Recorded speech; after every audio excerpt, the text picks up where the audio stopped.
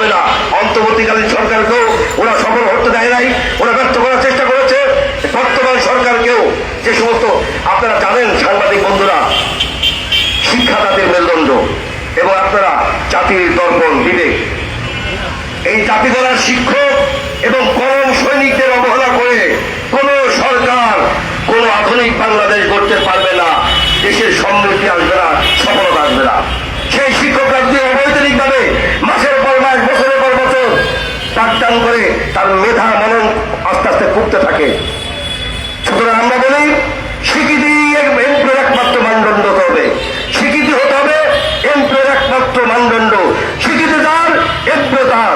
আমি বক্তব্য দীর্ঘায়িত করবো না, আমি পরে আবার একটু বলবো, কারণ আমাদের শিক্ষকরা কয়েকশো শিক্ষক আছে। দয়া করে আপনারা একটু থাকবেন আমাদের পাশে।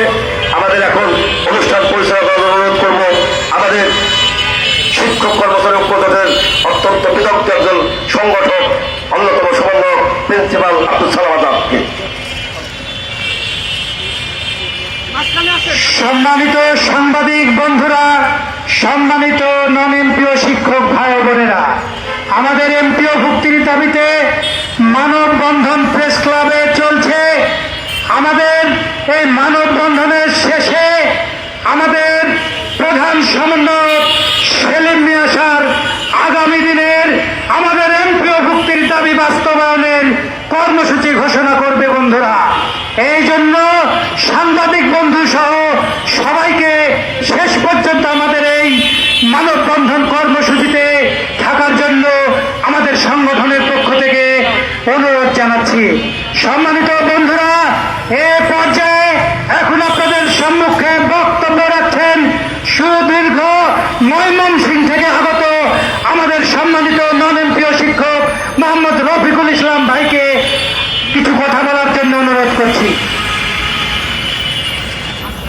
ভাই এ পাশে আসেন, এ পাশে আসেন।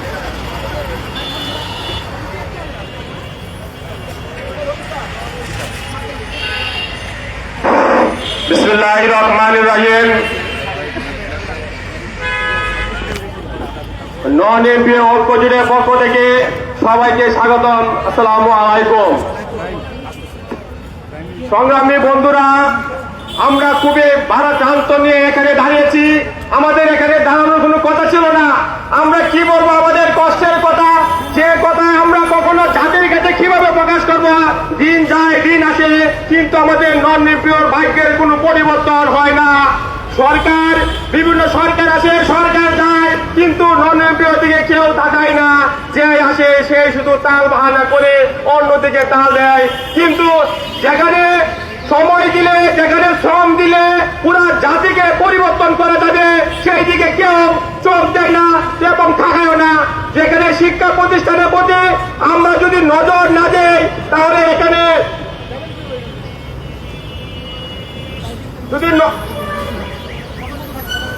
নজর যদি না দেই, তাহলে আমরা কিভাবে সোনার বাংলা তৈরি করব, সোনার ছেলে তৈরি করব, সোনার দেশ তৈরি করব। আমরা তো সেই সোনার দেশের দিকে তাকাই না, সোনার সমাজের দিকে তাকাই না। যদি তাকাই তাহলে সেটা আমাদের সরকার যে নন এমপি প্রতিষ্ঠানগুলোতে বাংলাদেশের দিকে, শিক্ষার দিকে তাকালে দেখা যায় প্রায় 80% নন এমপিও শিক্ষা প্রতিষ্ঠান। আপনার পরীক্ষার সময় আমরা সবকিছু করি, পরীক্ষার্থীর মূল্যায়ন, খাতা মূল্যায়ন, এভরিথিং আমরা করি, কিন্তু দেখা যায় রেজাল্টের ক্ষেত্রে নন এমপিও শিক্ষা প্রতিষ্ঠানের অনেক ভালো প্রতিষ্ঠানে অনেক ভালো রেজাল্ট করে। কিন্তু বড় কষ্টের কথা হচ্ছে মাস যায়, বছর যায়, কিন্তু আমরা বেতন পাই না। আমাদের ঈদের সময়, বৈশাখীর সময় আমাদের ছেলেরা কান্না করে, কিন্তু আমরা কিছুই দিতে পাই না। কেন? আমরা জাতির কাছে কি আমরা এত অবহেলিত? যদি সরকার যদি না পারে, তাহলে নন এমপিও প্রতিষ্ঠানগুলো অবিলম্বে বন্ধ করে দেব। তারপরও এত কষ্ট করে আমাদের জীবন যাপন করার দরকার নেই, তাল বাহানা করার দরকার নেই। আমাদের দেখা যায় যে ফ্যামিলি কার্ড হয়, কৃষক কার্ড হয়, এই কার্ড হয়, ওই কার্ড হয়, কিন্তু শিক্ষকের জন্য কি হচ্ছে? যেখানে শ্রম দিলে, যেখানে অর্জন করলে সারা দেশ এবং দেশ জাতির উন্নয়ন হবে। শিক্ষাকে উন্নয়ন না করে কোনো জাতি কোনোভাবে উন্নত উন্নতি হতে পারবে না। এবং শিক্ষামন্ত্রীকে আমরা বলতে চাই, আপনি তাল বাহানা না করে আমরা যে মাইকে আমাদের বাজেট ছিল, বাজেটের টাকা কোথায় গেল আমরা সেটা জবাব চাই। আমাদের কেন এমপিও দেওয়া হচ্ছে না? আমাদের অপরাধ কি? কি কারণে আমাদেরকে এমপিও দিচ্ছেন না?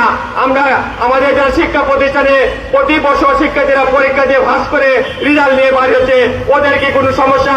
ওদের রেজাল্টের কোনো সমস্যা নাই, তাহলে আমাদের কেন এমপিও দিবেন না? সমস্যাটা কোন জায়গায়?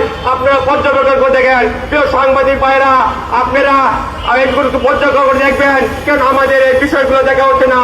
আমি শিক্ষামন্ত্রীকে অনুরোধ করে বলবো, তাল বাহানা না করে আমাদের এমপিও দাবিটা নিয়ে আমাদেরকে এমপিও দেন এবং আমাদেরকে ভালোভাবে বেঁচে থাকার জন্য সুব্যবস্থা করে দেন। ধন্যবাদ সবাইকে।